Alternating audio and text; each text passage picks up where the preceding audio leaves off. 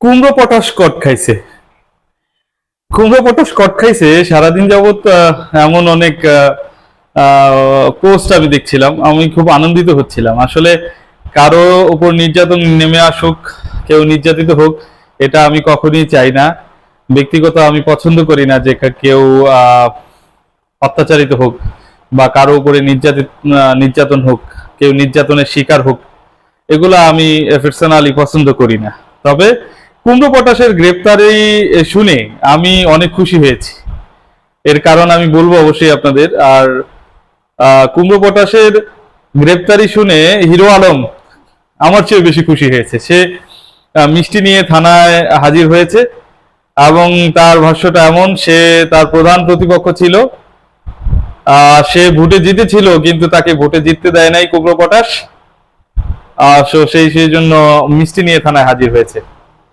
তো যে কথা বলতেছিলাম যে আমি আসলে কারো দুঃখতেই খুশি হতে পারি না, হোক সে আমার বিরোধী।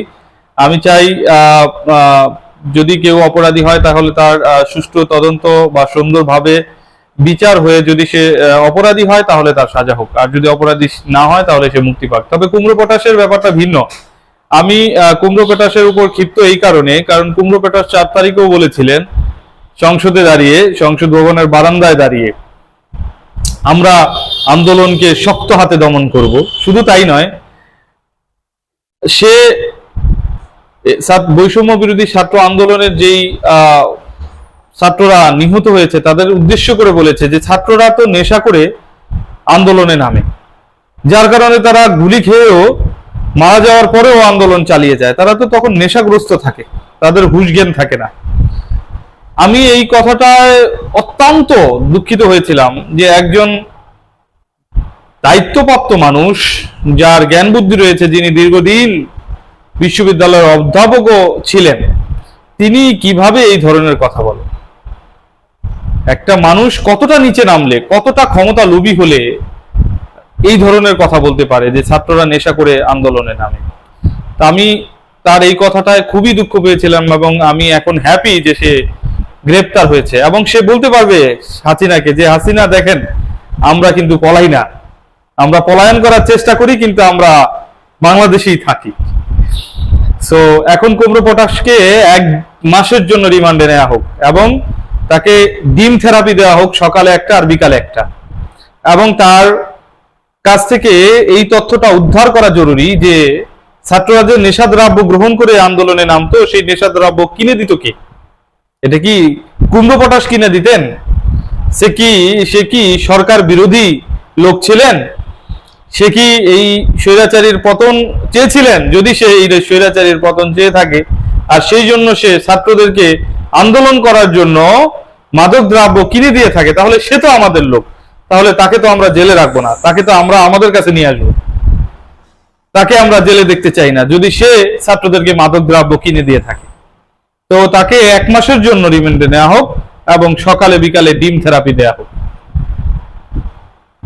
এই কুমড়ো পটাশ, আমি যেটা আইডিয়া করি যে এই কুমড়ো পটাশ, এই 900 থেকে 1000 লোক যে হত্যা করা হয়েছে, আমার হিসেবে আরো বেশি হওয়ার কথা।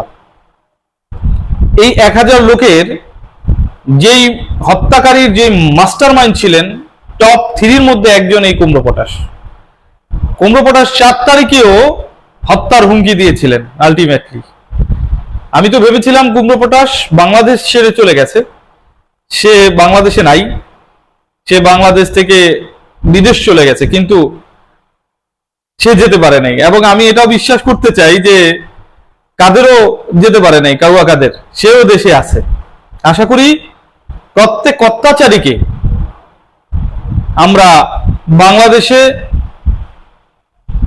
বিচারিক ব্যবস্থা ব্যবহার করে তাদেরকে শাস্তি দিতে পারবো। আমি এটা পছন্দ করি না, এটা আমি কখনোই পছন্দ করি না যে কারো উপর হামলা, অত্যাচার, জুলুম হোক। যদি কেউ অপরাধী হয়ে থাকে তাহলে বাংলাদেশের প্রশাসন আছে, বাংলাদেশের বিচার বিভাগ আছে। এখন তো বিচার বিভাগ স্বাধীন এবং সুষ্ঠু বিচার হবে। যদি অপরাধী হয় তাকে শাস্তি দেওয়া হবে। এবং আমরা এটা বিশ্বাস করি যে বাংলাদেশে যারা জুলুম অত্যাচার করেছে, শেখ হাসিনা বাদে সবাই দেশে আছে। কারণ এমন একটা সময় শেখ হাসিনাকে আমরা পতন ঘটিয়েছি শেখ হাসিনা ছাড়া আর কেউ যেতে পারেনি। অবশ্যই সেনাবাহিনীর ক্যাম্প অথবা কোথাও আত্মগোপন করে তারা আছে। দেশ থেকে কেউ বের হতে পারবে না। যে দেশ থেকে বের হতে চাইবে, পলায়ন করতে চাইবে, তাকে অবশ্যই বিএসএফ গুলি করে মারবে, অথবা বিজিবি অথবা সাধারণ জনতা তাকে আইনের হাতে তুলে দেবে। আমরা চাই না বিচারপতি মানিকের মতো সবার অবস্থা হোক। কেউ পলায়ন করতে পারবেন না। যারা পলায়ন করার চেষ্টা করতেছেন, পলায়ন করবেন ভাবছেন, তারা আমি বলি তারা কেউ পলায়ন করতে পারবেন না। হয়তো জনতার হাতে পড়বেন, নয়তো বিজেপির হাতে পড়বেন, পুলিশের হাতে পড়বেন, সেনাবাহিনীর হাতে পড়বেন, অথবা বিএসএফ এর গুলি খেয়ে মরতে হবে, যেমন করে একজন আওয়ামী লীগের সংসদ সদস্য মারা গেলেন। অতএব আপনারা আত্মসমর্পণ করেন, যাতে করে আপনারা বাঁচতে পারেন এবং সুন্দরভাবে বাঁচতে পারেন। অবশ্যই আমরা কারো উপর জুলুম করব না, অত্যাচার করব না। আমি পার্সোনালি খুশি কুমড়ো পটাশ গ্রেপ্তার হয়েছে এবং তার ডিম থেরাপির ব্যবস্থা করা হোক, আমি এই আহ্বানই জানাবো।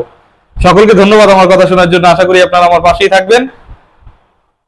নিশ্চয়ই প্রতিদিন নতুন নতুন কথা নিয়ে আপনাদের সাথে হাজির হব। আসসালামু আলাইকুম ওয়া রাহমাতুল্লাহি ওয়া বারাকাতুহু।